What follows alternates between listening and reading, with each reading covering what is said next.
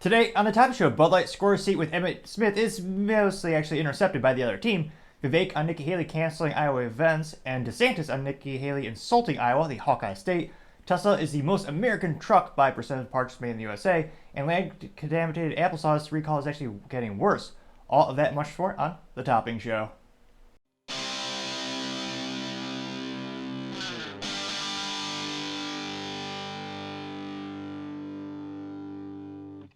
Thank you everyone for taking the time to tune in today. Today's episode of Topping Show is proudly sponsored by Topping Technologies. Topping Technologies is an IT value-added reseller and services company with a special proficiency in IT security. Heck, I see their founder at least twice a day. Gotta say he's quite handsome and brilliant. He's me, you see, that's a joke. If you're an IT leader or business owner, you can reach the team at sales@toppingtechnologies.com. Also trying to get to 4,000 subscribers by the end of January, so if you click that button, I'd greatly appreciate it. Now going over to the business part of the podcast, you have CyberTruck is now the most American truck made and sold in America. Now, this is thanks to a good old EV website by the name of InsideEVs.com, which gets an A+ for marketing. You know precisely what they're going to be talking about. You're not going to hear much excitement about, great trucks, which of course the great trucks always have 3 pedals, also known as a manual transmission. The most fun you'll ever have driving, bar none. Unfortunately, in terms of options in North America, there's only one left. That's quite sad. And of course, it is a Toyota Tacoma, which you could debate, well, it's not really a full-size truck. But nevertheless, if you want 3 pedals in a truck, you have one option. Because, as we all know, the Jeep Gladiator is not a truck. Though, feel free to debate in the comments section below. But nevertheless, going back to the Cybertruck. Now this comes to thanks to the good old window sticker, where if you buy a new vehicle in the United States, you actually have a breakdown of the percentage of the parts made in the USA. You'll usually see the manufacturer's site for the major components. That's why when I was buying my little Chevy Cruze Eco with a stick shift, I knew, fun fact, that the engine was built in the United States. However, the transmission, which of course is manual transmission, the best transmission of all time, that was actually, interestingly enough, made in, I believe it was actually Austria, which is mostly known for, well, most in terms of usual daily references, probably best known for Gaston Glock, one of those brilliant engineers in history. But nevertheless, going back to the actual breakdown of the Cybertruck, which is finally for sale, though anecdotally speaking, I still haven't seen one yet, which, now that I think about it, we're just a stone throw away from Austin. How have we not seen one in DFW by now is actually beyond me, DFW being Dallas-Fort Worth.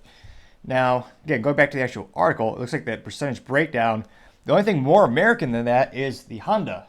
So the Honda Ridgeline, the 2024 specific model Ridgeline, which is an internal combustion engine, good, but disappointingly enough, it is an anemic automatic transmission, so not that great. Now, in terms of components sourced from US and Canada, so it's a mix, it looks like the Honda Ridgeline comes in at number 1, being at 70%, which is ridiculously good, and is a fun old debate. What makes an American company these days when, in some cases, when you look at made in the USA by number of percentage of parts made in the USA, last time we looked at the top 100, where that actually comes thanks to a website, collegecollege.com, the top 10 were all Tesla, which, yes, they're headquartered in the best country in the world, Texas. Only moderately joking. And also Acura Honda, which Honda owns Acura. The top 10 were all those, for the most part, I believe. GM wasn't until, I believe, it was the 20th or 30th? So, that is a fun debate for another time, perhaps. Now, getting back to the Cybertruck, it looks like 60% of the components are sourced from the US and Canada, while components sourced from Mexico come in at 25%. Now, in terms of the total sourced in North America, less labor, comes in at 90% for the Cybertruck, which is pretty darn impressive. Now, interestingly enough, I wish we got a more granular breakdown in terms of, granted, I'm not sure how, that would be absurdly impractical to actually have a breakdown of every single part of the vehicle that you can know the country of origin. I mean, you thought your car manual was long back when we used to actually get good old car manuals where you can learn about your vehicle. Well, that would be an encyclopedia length. But nevertheless, someone like me would probably read it for leisure. But let me know in the comments, have you ever seen a Cybertruck hit the road yet? I mean, anecdotally speaking, again, I haven't seen one myself. But interesting enough, the most American of all trucks is a Tesla, and it's bulletproof. Now, there's a little asterisk behind that because, again, the ones that you see in all the YouTube, well, I was going to say not advertisements, but the promotional videos, those are with subsonic. I believe it was 45 ACP, like a Tommy gun, which is, again, a very slow-moving, heavy mass bullet. than a 9mm, which is perhaps actually the most popular cartridge on the planet. But again, there's a reason they don't show it being shot with an AR-15 yet.